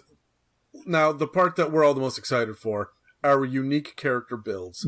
And I'm going to bet money. Brad, are you just going to talk about your own player character? I am not. No, Dan shut it out in the Cleric episode. I've shut it out. I feel like it's been covered enough. Cool. Good. I'm interested to hear these. So, let's grab our dice. Let's roll initiative. And I want to hear the unique, crazy build that you would do with your subclass. That's a 12 for me. 17. Fuck off, I got another 1. Brad didn't I yell thought yet. I was next. I dodged the bullet. You're first, Terry. Yeah. With the 17. Okay, one non-standard character build for me. Adam, you touched on it earlier that we don't see this very often with dwarf bards, but for me, I think a dwarf bard would be great. Now, I don't mean in the sense of your typical kind of minstrel or an actor or anything, but more I would lean into like a politician.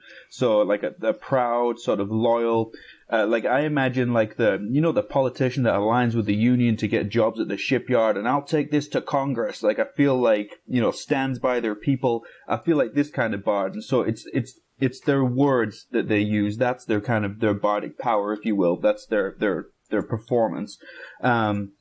But stands by their people as a dwarf would, and is not necessarily so physical and combat effective as some dwarves can be, say if they were like a war cleric or something, but more has realized that like the pen is mightier than the sword, and we can show our strength now, pride, our loyalty, now unity in another way. I really like that. I think that's a lot of fun. Too. Yeah, you could definitely have a lot of fun with that. It's definitely a twist.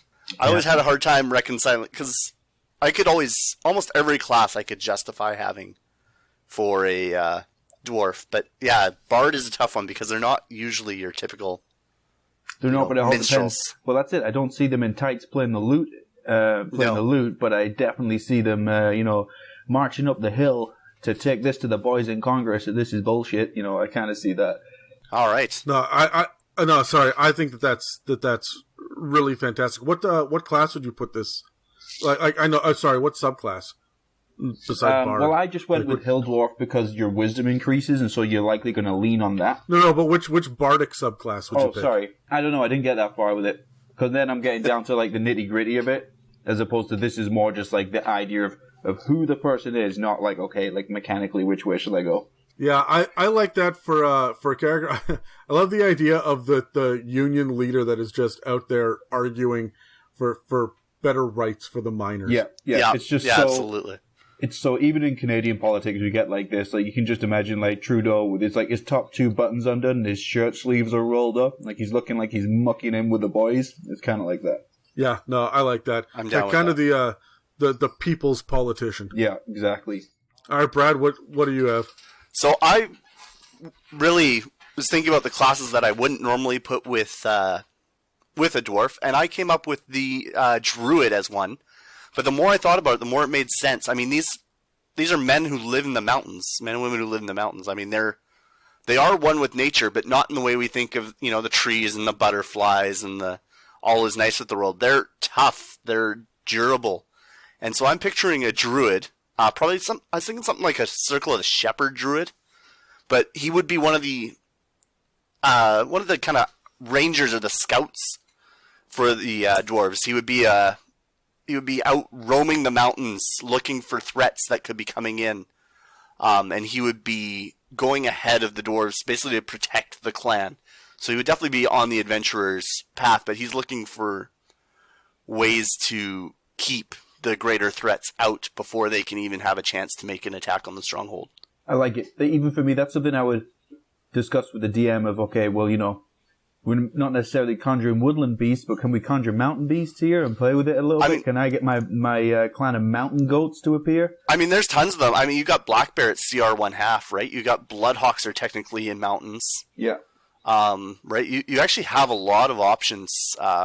Cave badgers, things like that. Like there's a ton of options for mountain beasts, even at low CRs, that you could be using. Absolutely.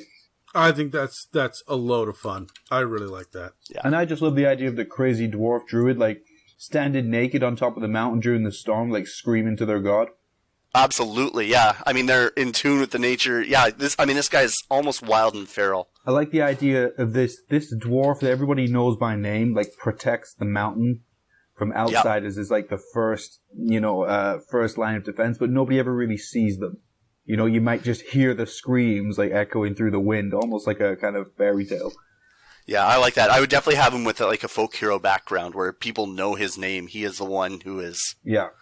And if he ever has to come into town, like the other dwarves are a little bit wary of him. Yeah. They have a lot of respect because they understand who he is and what he is. Mm-hmm. But at the same time, he's definitely more wild and primal than a dwarf would typically be.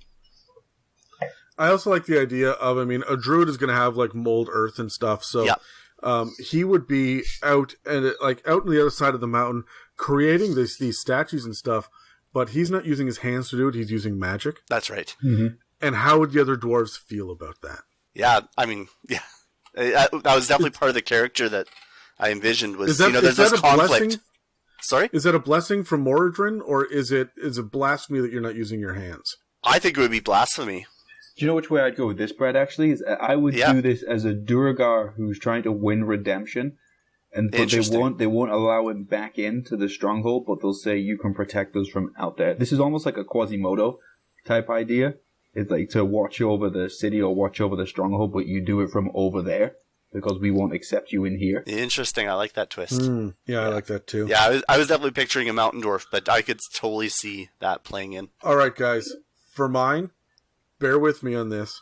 My plan is to go 16 levels of monk, 4 levels of barbarian. 16 monk, 4 barbarian?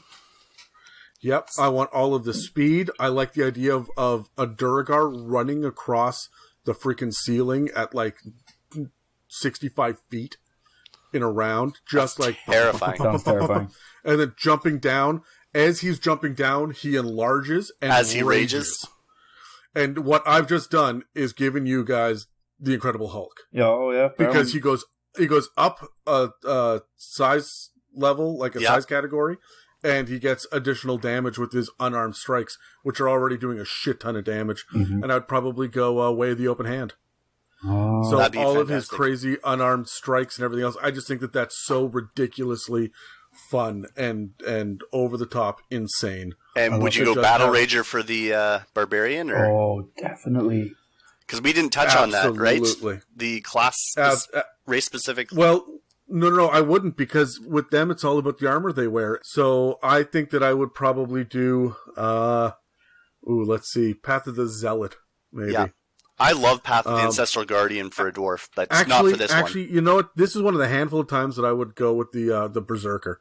With the yeah, frenzy, Berserker would be to just go absolutely nuts with this character, to go over the top, crazy bullshit. Every once in a while, once a day, I'm just going to lose my shit. I'm going to pick up that orc, and I'm going to beat the other orcs with it. I love it. I love it.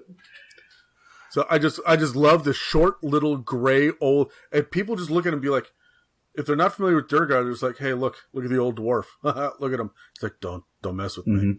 Yeah, I like that touch of making him old.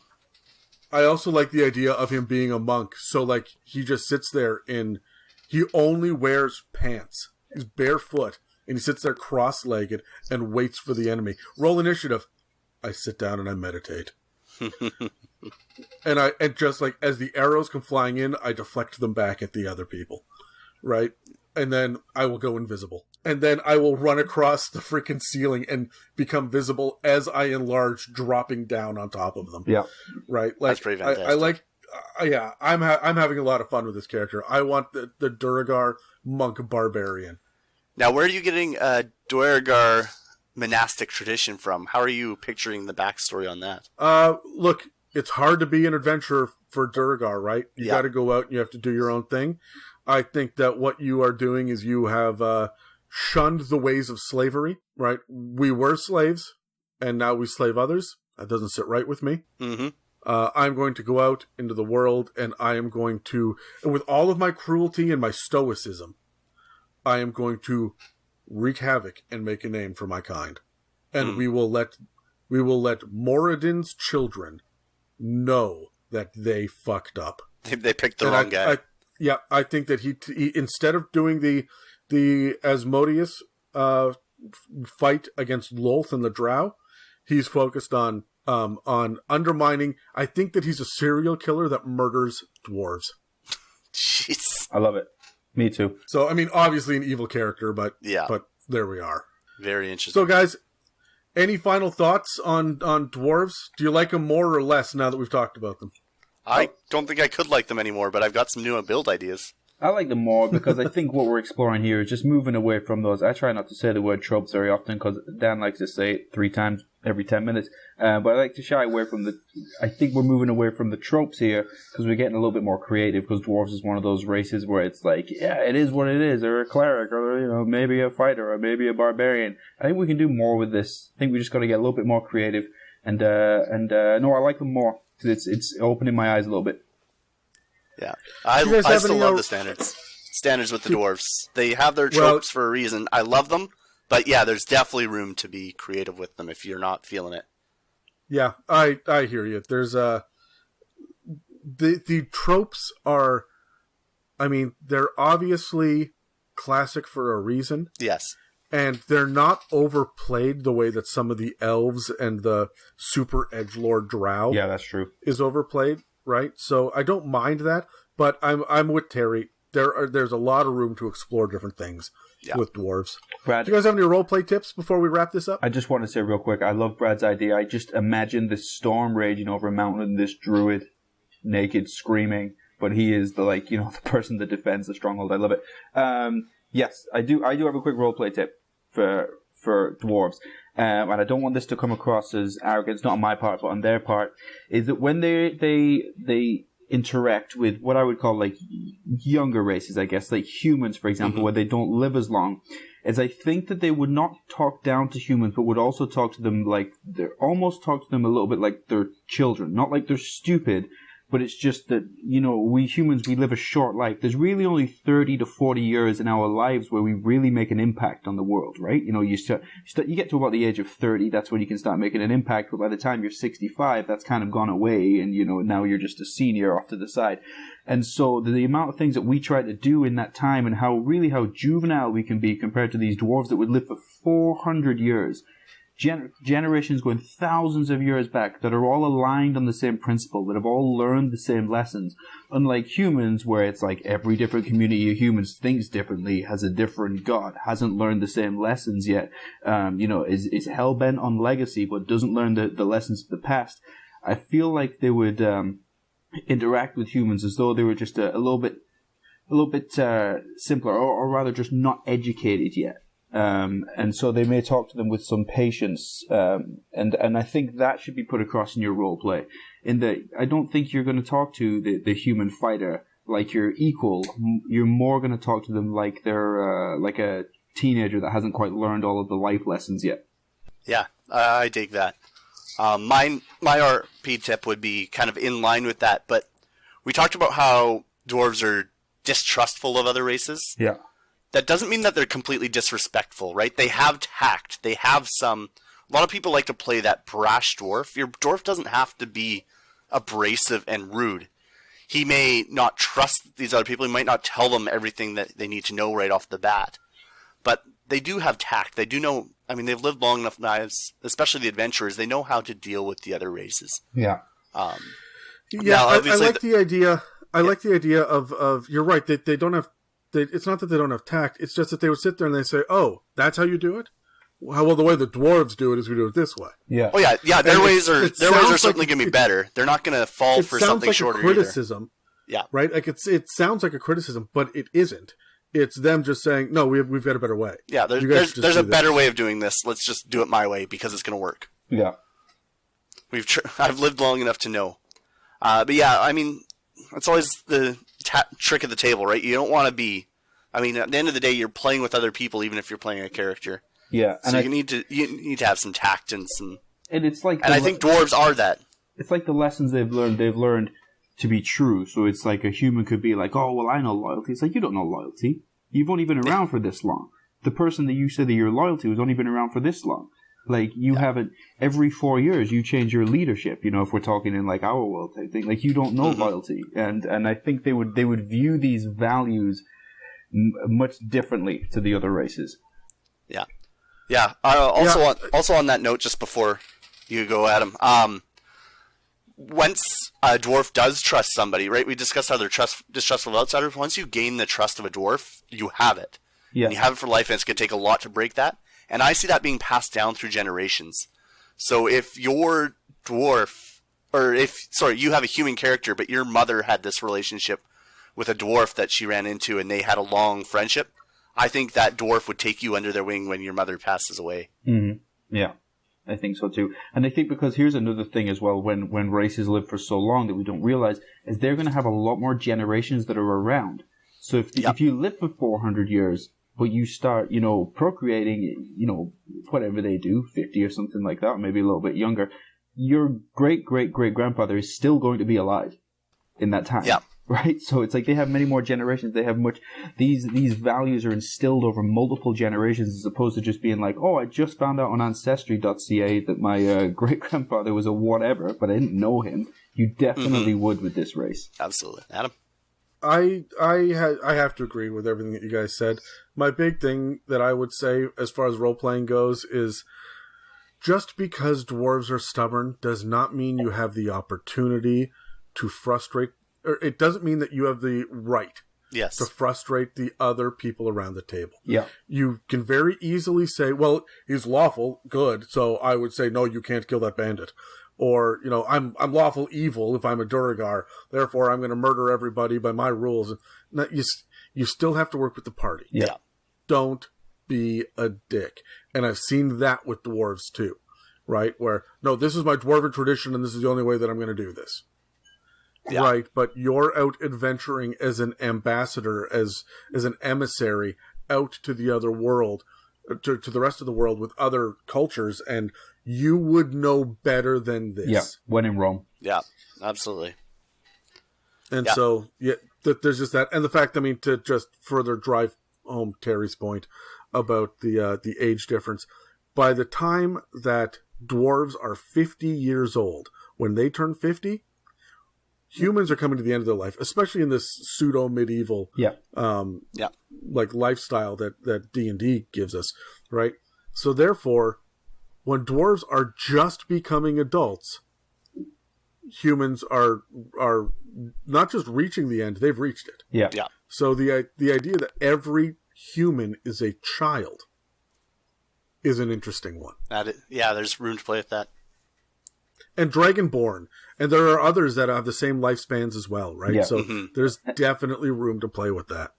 Oh, I touched on this in the Artificer episode. Give your dwarf a Bostonian accent. I think that'd be fantastic. It's harsh consonants, right? So yeah. Wicked harsh. All right, guys. That's it for this episode on Dwarves. Next time we circle back to discussing D&D races, we'll be looking at the blank slates of the Dungeons & Dragons peoples, humans. You can find us on iTunes, Spotify, and YouTube, as well as dozens of other podcast apps.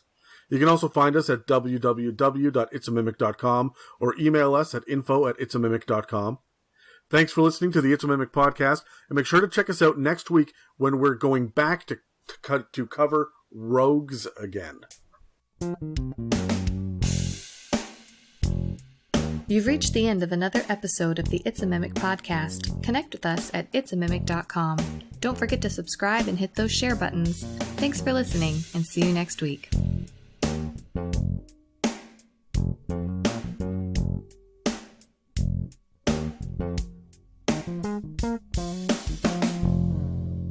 Alright, so we spent the entire episode talking about dwarves. We've established that they're good at stonework, metalwork, gemcraft. Elves are good at poetry, music, and agriculture. Gnomes are good at invention, deductions, and experimentation. What stereotype would you add to a D&D race if you could? Do you guys want to roll initiative? Yeah, let's roll initiative. Sure, let's do it. I got 15. 10. I got a 5. Oh, we went in increments of 5. Okay, Terry, you're up I first. get to go first. I went first a lot in the last one.